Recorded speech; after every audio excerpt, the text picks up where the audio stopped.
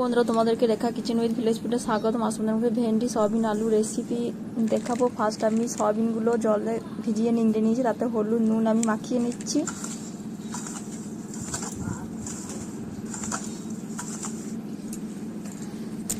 মাখিয়ে নেওয়ার পর আমি কড়াইয়ে তেলে এগুলো ভেজে নেব।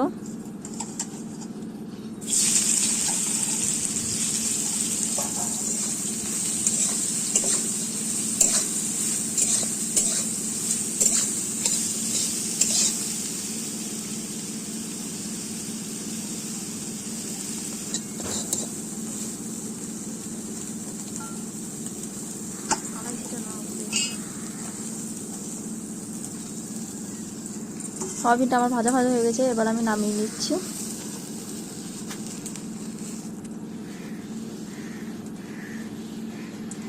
কড়াতে আমি তেল দিয়ে দিচ্ছি।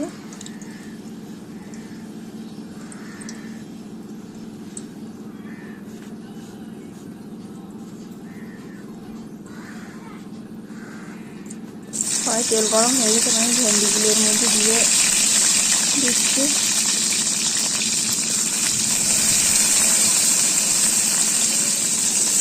ভেন্ডিগুলো একটু করে নাড়াচাড়া করে নেব।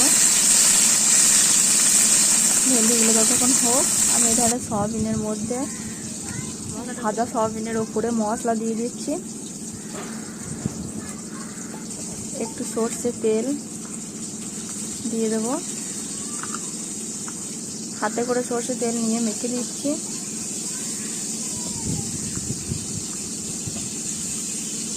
মাখানো হয়ে গেলে এটা আমি চাপা দিয়ে রেখে দেবো।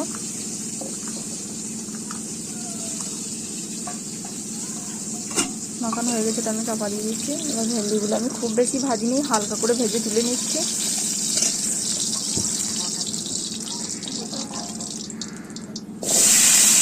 এবার ওই তেল দিয়ে আমি আলুগুলো ভেজে নেব।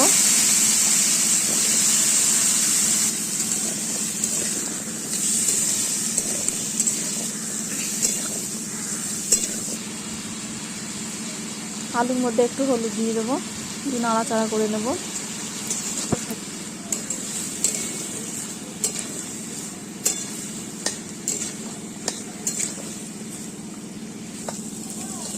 আলুগুলো আমার ভাজা ভাজা হয়ে গেছে, এবার আমি নামিয়ে নেব।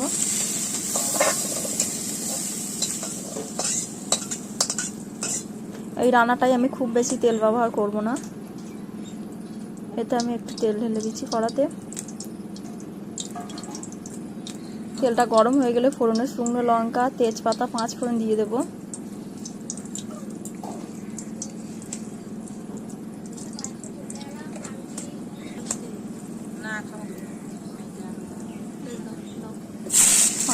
এর মধ্যে পেঁয়াজ কুচিগুলো দিয়ে দিচ্ছি।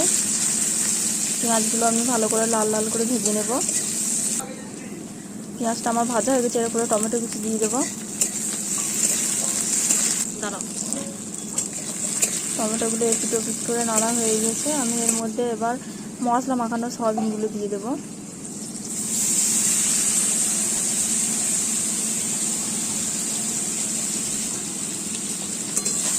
মশলা মাখানো সয়াবিনটা এবার নাড়াচাড়া করে নেবো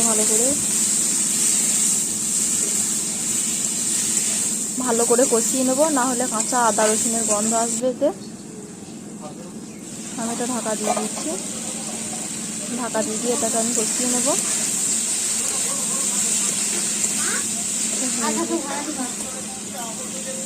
এতে একটু আমি জল দিয়ে দিচ্ছি।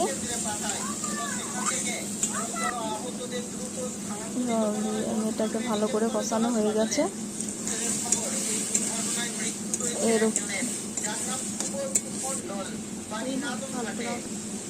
যাতে বেশ তেল ছেড়ে দিয়েছে, এর মধ্যে এবার আমি আলুগুলো দিয়ে দেবো। আলু সবই ভালো করে এবার কষিয়ে নেব। ভেন্ডিগুলোও দিয়ে দিচ্ছি ওপরে, এবার আমি কষিয়ে নেবো একত্রে।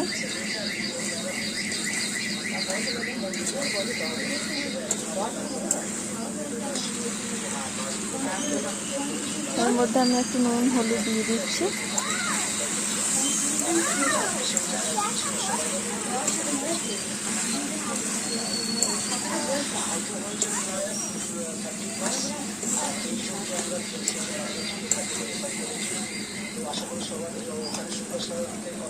এটা আমার কষানো হয়ে গিয়েছে, এবার আমি চাপা দিয়ে দেবো আর একটু কষিয়ে নেবো ভালো করে।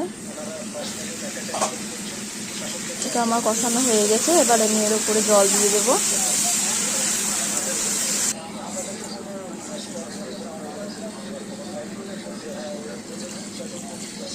জল দিয়ে আলুগুলো আমি ভালো করে সেদ্ধ করে নেবো।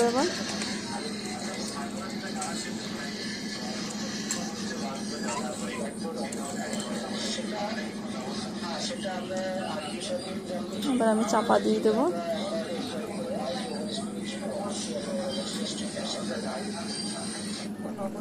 ঝোলটা আমার কি সুন্দর ফুটে গেছে, এবার আমি নামিয়ে নেব। আলু সেদ্ধ হয়ে গেছে।